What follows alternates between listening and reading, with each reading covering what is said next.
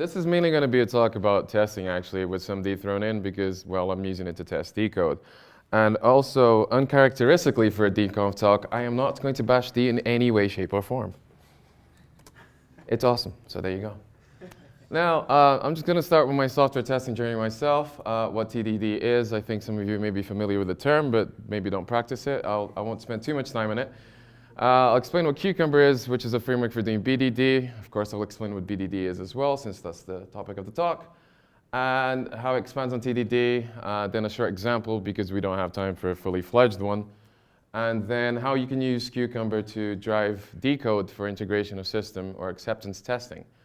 So how you can call your own D code from Cucumber. So I started by doing manual testing once, and when it worked, that was it, and I'd never test it again. I'm pretty sure that I'm not the only one in this room who's done that, but fortunately, I've moved on since.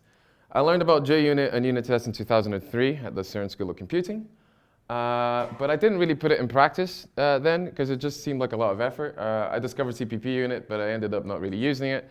I always wanted to test my code, but it just seemed like a lot of effort, and I'm a programmer, I'm lazy, I didn't do it. I was also really confused about the types of testing that exist because there's lots of terms. Unit, system, acceptance, integration, etc., and they all seem very fuzzy and nobody seems to agree on what they mean. I know because I went and looked. And I got to a point in which I was unit testing all of our production code at work. So anything we wrote, we were unit testing. I ended up doing TDD and liking it, so I carried on doing that. But at a certain point, we were discovering at work a lot of bugs with unit testable code, but there was still a lot of bugs that were occurring that we weren't catching and introducing regressions. Now, what do I mean about unit testable code? So we'll come to this definition. I'm not actually trying to convince anyone that this is the right one or that there is a right one. This is just my definition, and I'm using it as context to explain what's going to follow next as well. I obviously think it's a good definition since it's the one I'm using, and it's not the craziest one ever. A lot of other people agree with this one as well. So for the first part, unit tests are automated. I don't think anybody has any problem disagreeing with that. You don't want to be running it yourself. Unit tests are small. They should be as small as possible. That makes it easy to read. It makes it easy to pinpoint where the bugs are. Unit tests should be independent of one another. One of the big anti-patterns is when you run tests and it depends on states left over by the previous tests, and if you reverse this, things don't work anymore, you add the test in the middle. This is terrible. This is the slightly controversial one that a lot of people disagree with. Unit tests, as far as I'm concerned, only use a CPU and RAM, no contacts with the outside world whatsoever, no file systems, no networking, no databases, nothing. Thank you, Walter.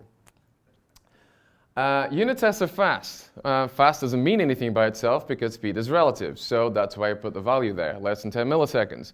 Why 10 milliseconds? This seems ridiculous. Why would I care if it's 10 or 100?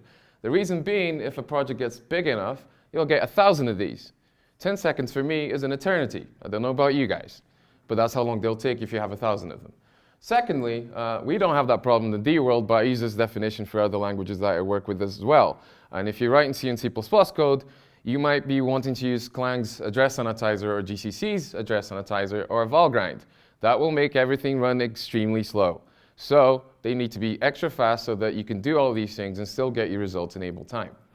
Now, the thing is, this definition isn't here just as, I want to define what it is and I want to be annoying, and if you don't agree with my rules, I'm going to beat you with a stick. No, there's a reason for it. The pragmatical reason is that the unit tests need to be repeatable, deterministic, fast, and easy. I want them to be, if it fails, you're never going to blame the compiler or anybody else. You're going to blame your code because that's what caused it to fail.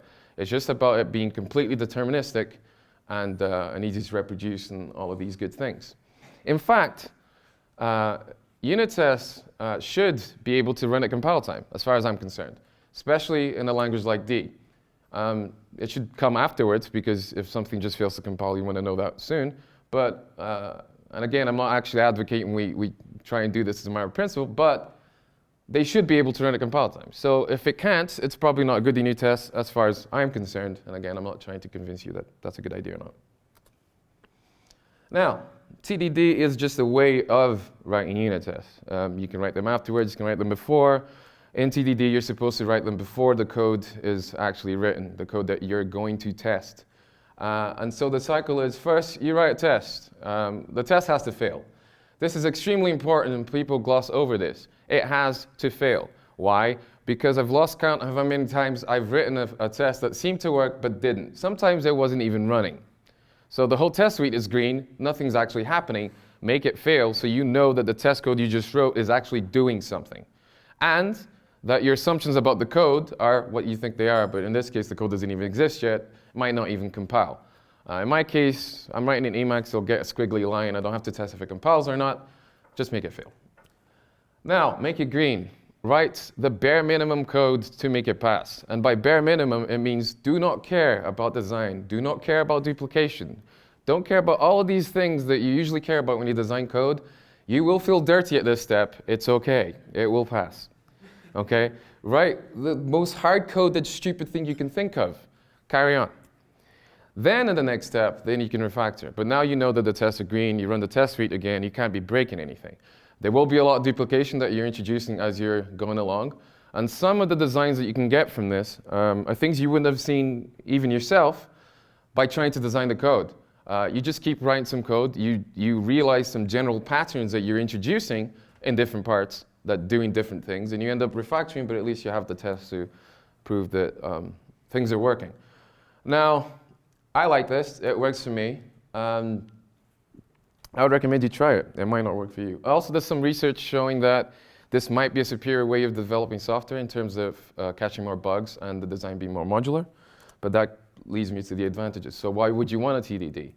I kind of cheated a little bit on this slide. I put things that are also valid of just writing the unit tests after the fact. I tried to organize them, so more TDD at the bottom, last TDD at the top, just writing unit tests. Confidence that the production code works as intended, obviously. That's why we do it. Runnable documentation, also controversial because I think the most unit tests just are written badly. I think we're actually lucky in the D community that, at least for Phobos, a lot of the time I just look at the unit test and I figure out how it works. So that worked for me.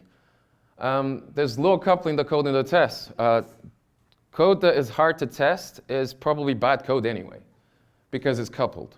So you can't really write tests easily, so that already says something about your code. If you start with TDD to begin with, your code can't be coupled because or else you wouldn't be able to test it. Instead of you writing it and then figuring out that now it's hard to write tests for, let me go refactor it. Oh wait, I don't have tests for it to begin with. Not a good idea. Sometimes it's just easier to write a test in production code itself. Sometimes I just know what something should look like, but I don't know how I'm going to implement it. So write the test.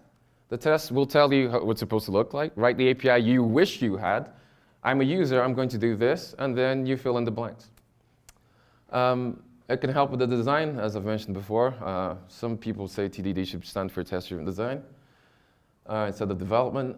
Reduce the possibility of bugs in the test code. This is important and also goes back to that thing I said, make it fail, make it red. Test code is code. We all write code with bugs, ergo, the test code will contain bugs. It often doesn't because it's smaller, and so it's less likely to. It's also usually simpler. However, they will pop up. It's just a matter of time. So how do you weed out the bugs in your test code? I think TDD is a really good way of doing that. Why? You have to do it in lockstep. You have to see the test go red, and then you write something, and then the test goes green. If you are doing things without trying to couple things excessively, unless you're trying to go out of your way to couple things excessively, it will be extremely unlikely for you to write two different bugs, one in the test code and one in the production code that cancel each other out. So if the test doesn't go green when you expected it to, either your production code has a bug in it or your test code has a bug in it. Go figure out which one, and it will have to go green. So I think it really minimizes the risk of that. Again, lost count how many times I've written a test that wasn't doing what I thought it was. Because it's code, I'm a programmer, and I write buggy code. And of course, you get good code coverage because you don't write production code willy-nilly.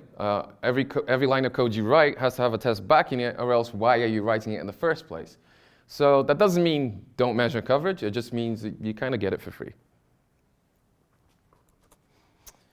So there's some shortcomings too. I think the biggest one is that this works for me and some other people, but it doesn't work for other people. So try it out and see how it works for you. So people just think differently. I like algorithms, some people like loops. Like TDD, some people like to write the production code first and the test afterwards. This is not a problem.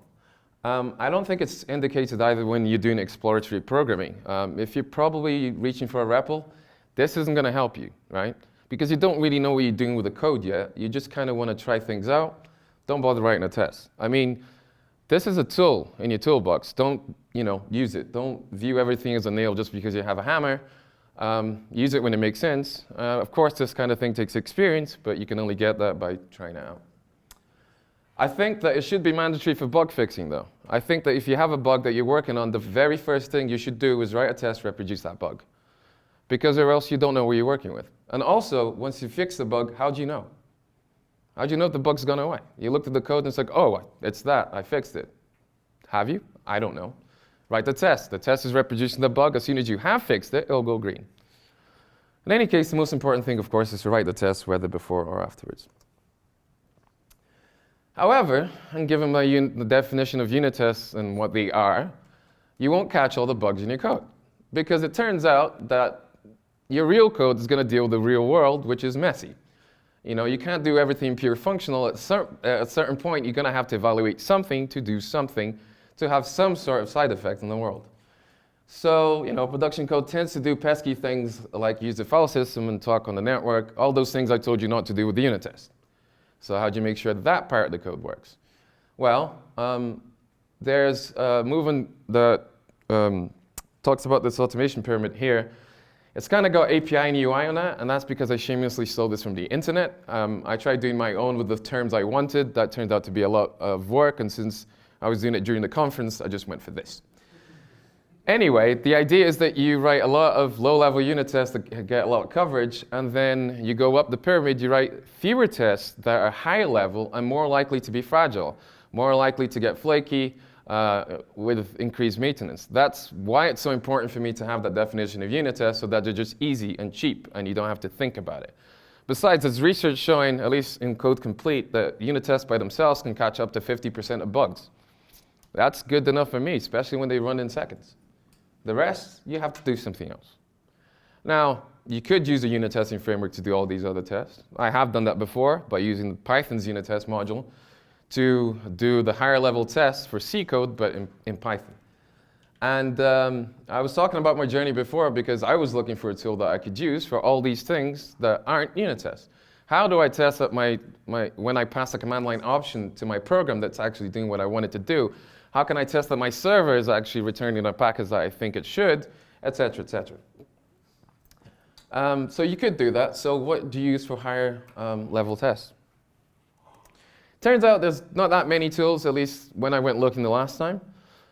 Cucumber has a lot of people using it. It's mostly in the web community, but that shouldn't stop you, or me. It works for me. I like it. I think it's a better idea to use this and to use a different tool for a different job. Because the mental model is different. You could use unit test blocks in D and then just do networking stuff. And then, rely on people actually not doing things they shouldn't be doing, but that's never going to work. It's a tool that's written in Ruby. It uses its own DSL called Gherkin. Apparently, they like cute names. It works now. OK. The reason why it's called Cucumber is because after you're done, your test should be green like a cuke. That's the whole point. And it's a little bit weird in which you write the features in basically plain text, so it looks like English, and in fact they have plugins so they can write it in French or German or anything else.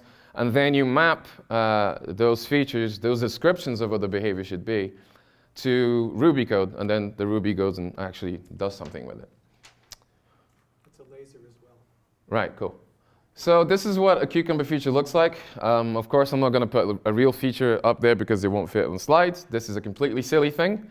It doesn't have a lot of keywords. All the ones that are keywords there are highlighted in green. The description of the feature is just free text. This has no semantic meaning except that it will get printed out when you run the test.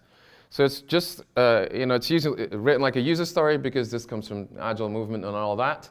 And basically just describe a scenario, and the main thing is the given when then. Given this, when I do that, then this should happen. Now, this is runnable, and it's also documentation. You could give this to a customer, they can read it. The idea was that customers could write it as well, but that's never going to happen. But at least they could read it. they can understand it. You can't show unit tests to a customer, but at least they can read this and agree that this is what they want to do. And also the secret here is to keep it high level. You don't say when I put my password in, so it's when I log in. And then you do something low level after that. So given this, how do I map those steps? A calculator, when it adds 3 and 4, and it should return 7. It looks like this, and I promise that this is the only slide that will have Ruby code in this whole talk. And you basically use a regular expression to match on the steps. So all of those given, when, then are called steps. There's also and but.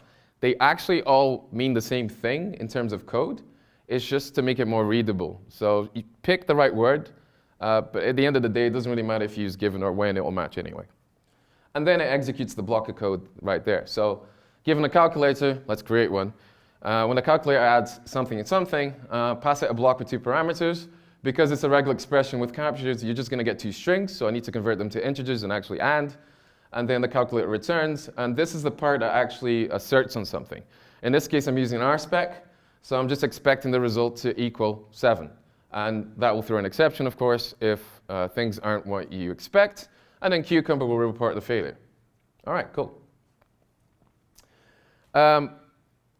The cool thing about Cucumber is there's a plugin system, and Aruba is one of them. So if you don't want to write any Ruby code, you don't have to. If you're writing a D command line application, you can use Cucumber and Aruba to test it, and you don't have to write any of those things I just showed you. Because Aruba has built-in step definitions. So step definitions are those regular expression and blocks of code pairs.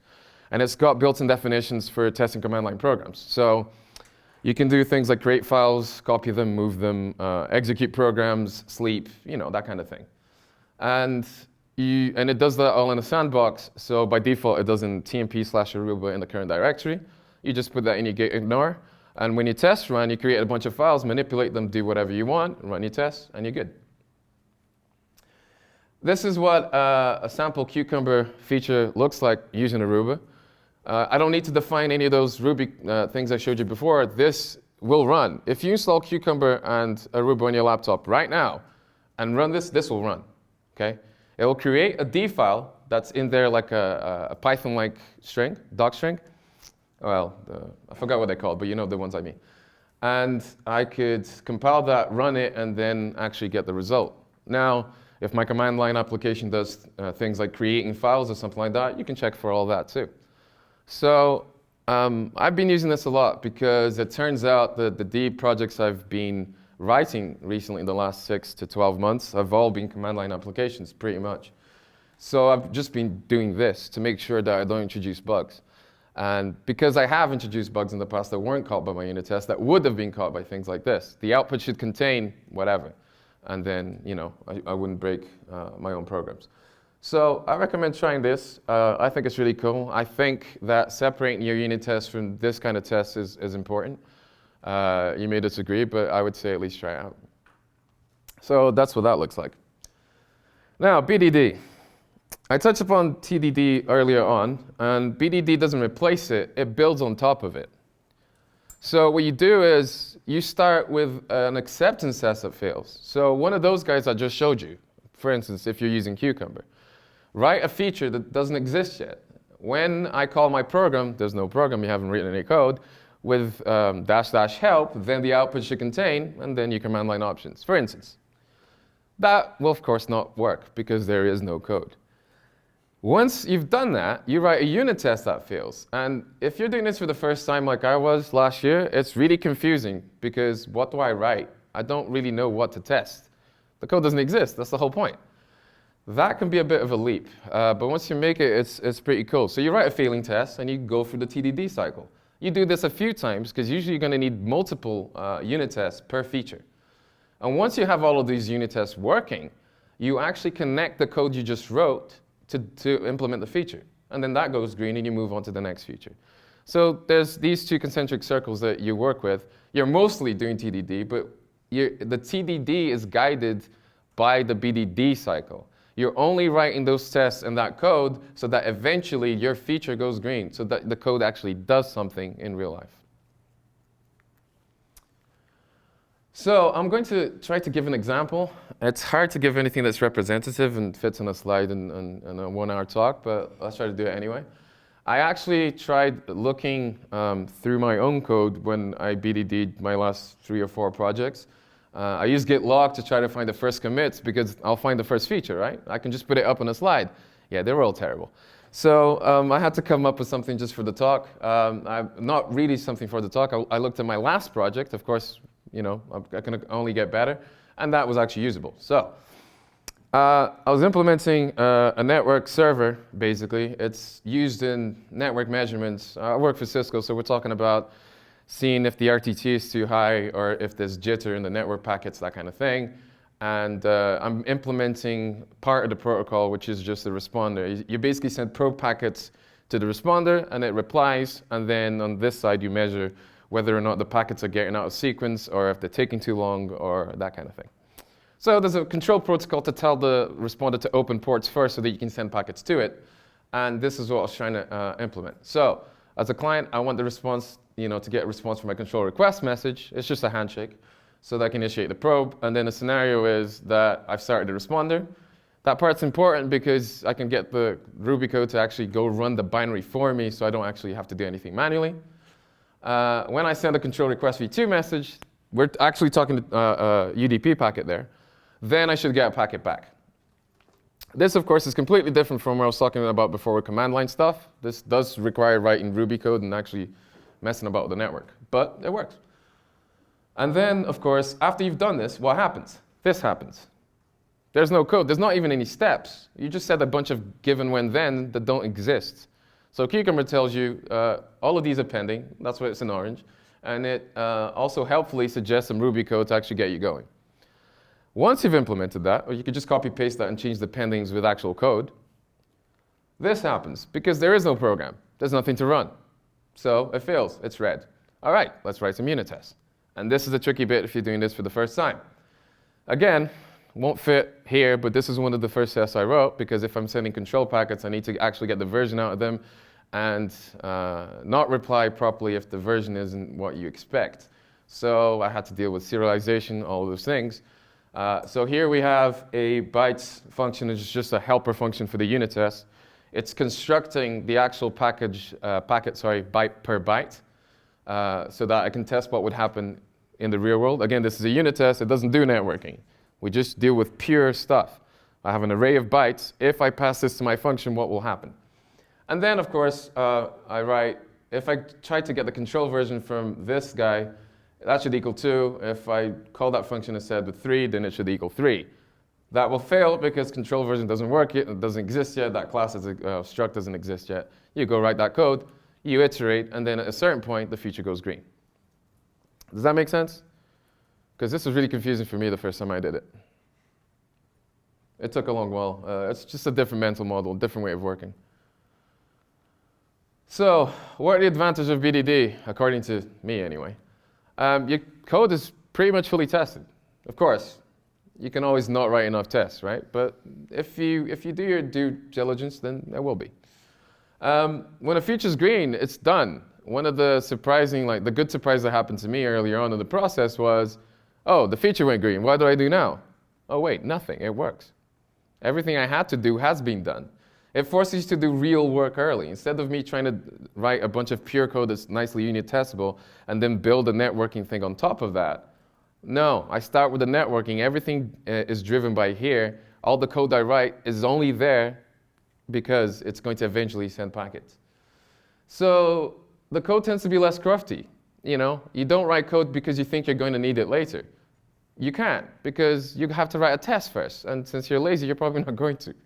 So every line of code that you write, there's a test backing it. So you don't bother with a bunch of things. And it's a really weird mental model because you're just so used to going, oh, I'll probably need this. You know what? I should probably check if this thing isn't less than 0 and throw an exception. No. Do you have a test for it? Don't write it. And if you don't have a test for it, then it's probably not worth having in the first place.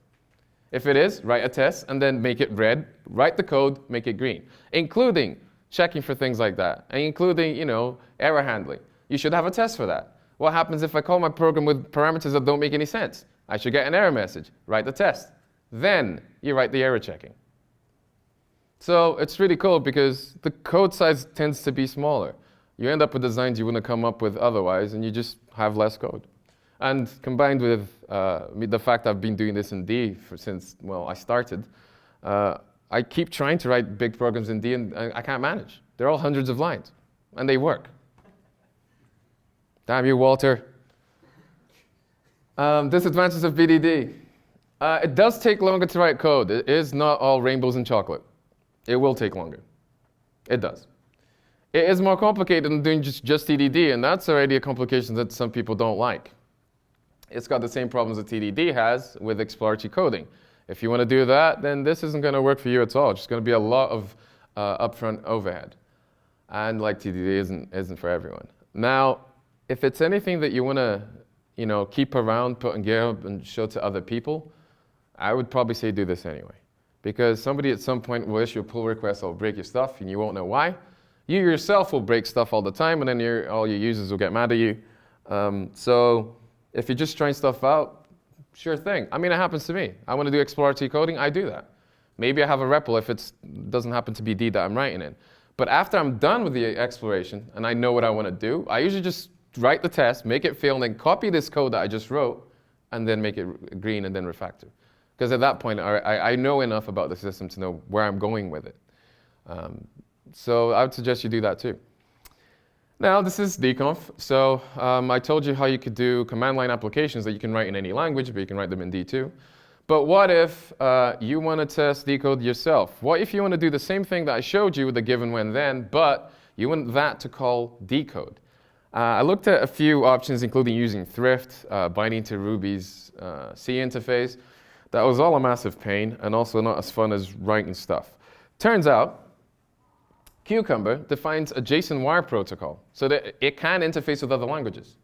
So the Cucumber, the Ruby binary, can send JSON over the network, but usually on localhost, and then get responses back, and then it can, orchestrate stuff. So it does the same thing it would have done anyway, but the other side responding is written in a different language. Can we do this in D? Yes, we can. So what it does is it sends to the server, basically it says, what step definitions do you have? Okay, now begin scenario and execute this one because this guy's asking me to. Because with Cucumber as well, you can select which tests to run or not. So it isn't necessarily going to run all of them. Or it could even do a dry run and not run any of them. You just kind of list the steps that exist. So there's a little protocol to go back and forth. And the wire protocol, funnily enough, is defined using Cucumber. I was expecting something like an RFC that I could go and look and just do my JSON. No, steps, features, everything. Just like that. In fact, Cucumber itself, all of it, is defined using itself, which is incredibly meta and made my brain hurt a lot.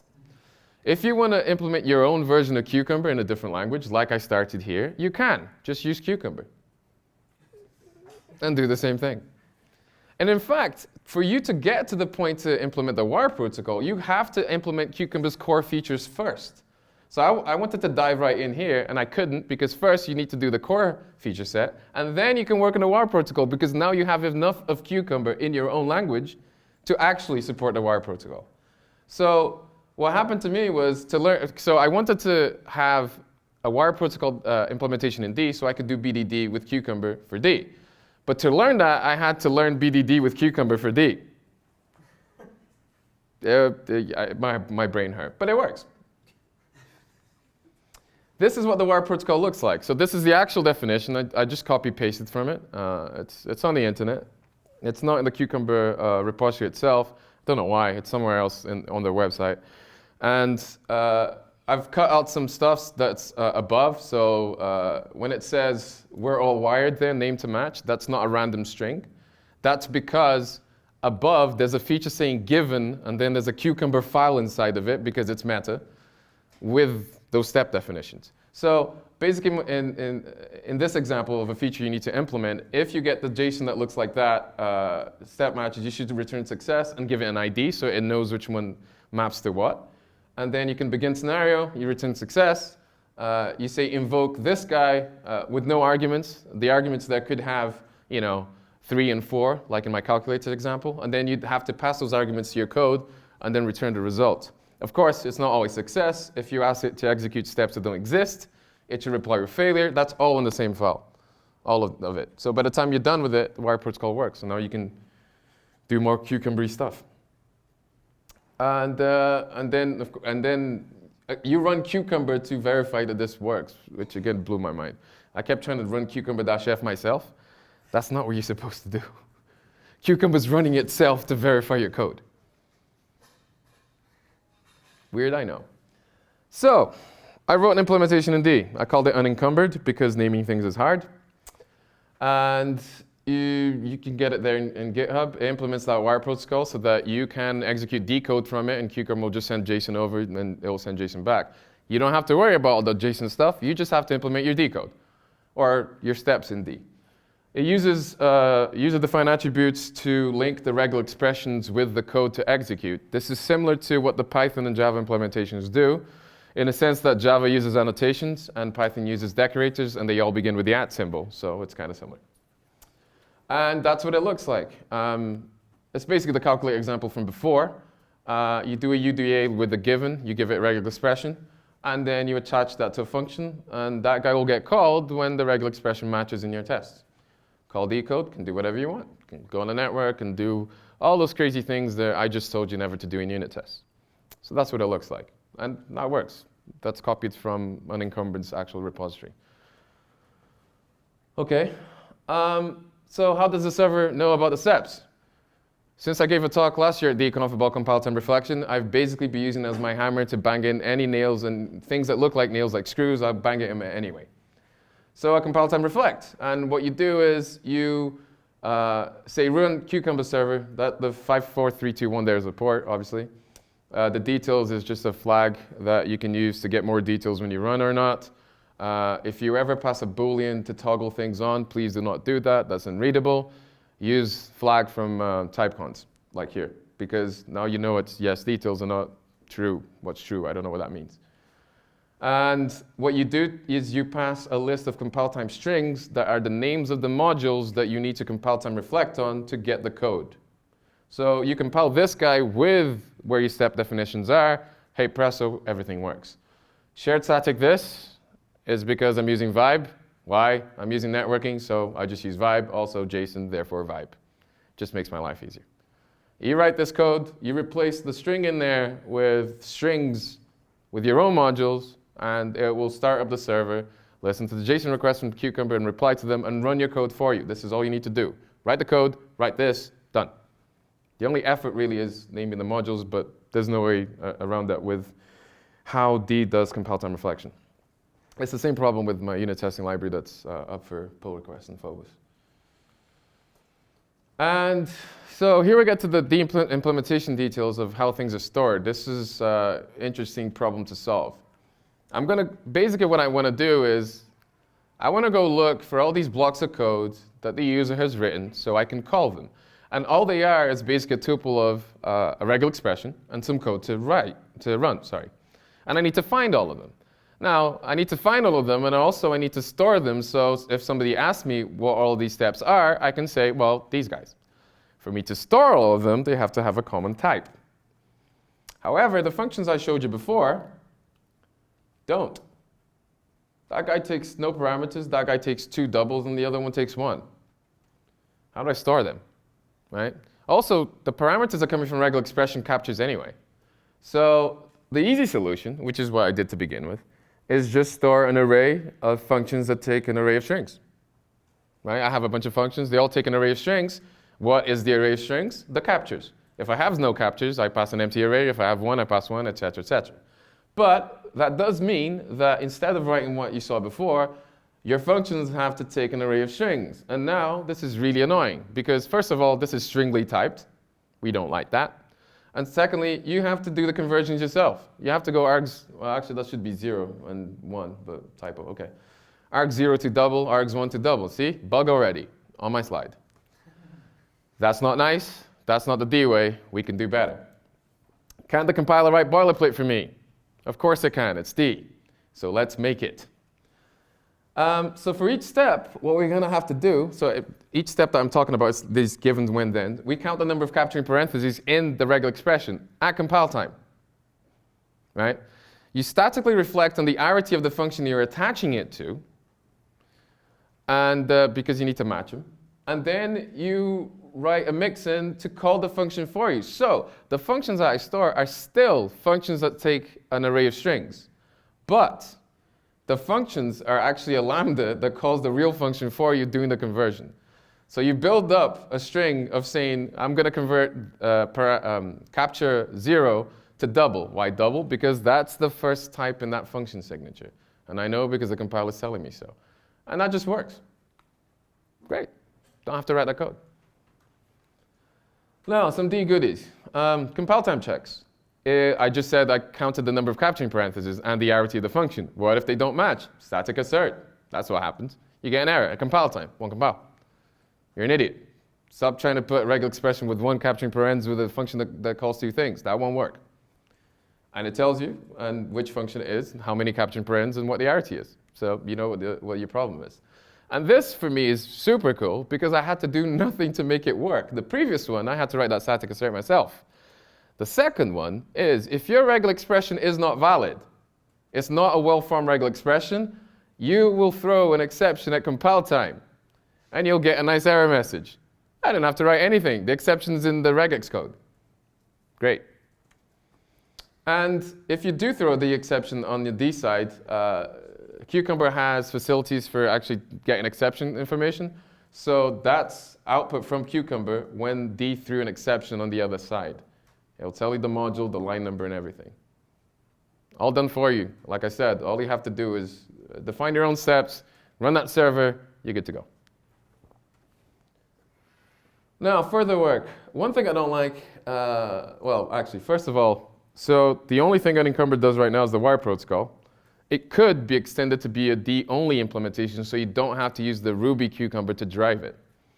The only thing that's missing is to implement the missing features. And the way you can do that, if you would want to submit pull requests, is run Cucumber, see the ones that are failing, implement them. The other problem is that the Java 8 version of Cucumber allows you to do an annotation, regex, and then a lambda. It's really annoying to have to name all these little functions and adds up, those things. And have to write void. I really don't care, and I don't want to name them. It's just like Andre said before, they don't deserve a name. I want to say regex block of code, just like in Ruby. Unfortunately, UDAs have to apply to something. Now, I tried to do a workaround with UDA, regex, lambda, and then an empty block, but that's not great either. But that does work. I haven't implemented it. Yeah, UDAs must apply to something, so like I said. And apparently that was that. So if you have any questions?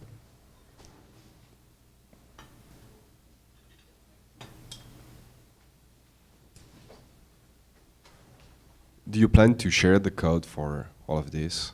It's on GitHub. Yeah, awesome. Including examples? It's also on Dub on code.dlang.org, so you could run that from there, download it from there. There is one example. The calculator thing I showed is actually in the repository as an example that you can dub build and run and use that for your own stuff. The exception I showed you, I'm an exception. I just edited the code to throw an exception instead of actually working, and then pasted it, because I didn't remember what it looked like. I wrote this last year. Okay, I promised you some suspicious questions, so I'll try my best. So what is actually the advantage of using Cucumber for that, as opposed to, for example, just writing a D script, which runs all of that? The reporting it does for you, that kind of thing. Just the fact that it will tell you what the exceptions are. Yes, you could. You could even use unit test blocks and do all this stuff, right? You could. But the thing is, I like Cucumber's model of writing it in plain English, or like I said, they have internalization modules, because unit tests are harder to read even when they're easy to read. I like the fact that I could just, do a mind dump, look at it, and understand what it's supposed to do, and then drop down to low level. Like I said, it works for me, it works for other people, it might not work for you. I just like it better. You could still have the separation between pure unit tests and other things and do it differently. Yes, I like doing this. These kind of frameworks live and die by the quality of their documentation. How do you fare? I don't think I do fare at all. So I don't know. I'd have to look at the README again. But the thing is that most of this is Cucumber, right? I mean, what's D-specific is the syntax. And it kind of flows naturally and looks like most other Cucumber implementations, which was obviously an objective. Have you thought of any possible ways to connect this up with these, built-in unit tests? You can. Well, you could just assert, I guess. Let me think. So here's the problem. You can't because unit test blocks don't take parameters. And don't return anything. Yeah, you don't have to. Oh, yeah, otherwise. sorry, yeah, of course. That's the only reason why. I did consider that. But you can just use a regular assert. My example I had like should equals for my own library, but you could just assert blah, blah, blah, and if it throws assertion error, then that will be caught by the server, sent over as JSON, and reported as an error. You don't need another testing framework on top. You can just use asserts in those blocks. Okay, thank you, Atila.